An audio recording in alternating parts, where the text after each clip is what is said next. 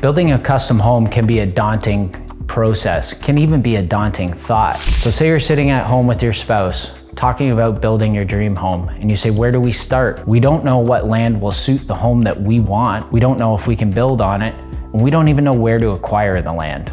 That's where we're here to help.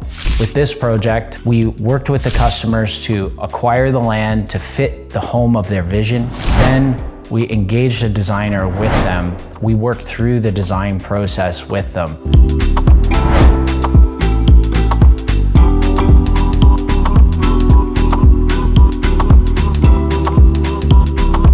First iteration is a concept iteration. After that concept, they need to know, okay, for this beautiful picture that I'm looking at, how much am I going to be investing in this home? Once we've got the investment set at a high level, we move through the design process, making changes as necessary to suit the customer's tastes, and in some cases, the investment that they'd like to make in the home.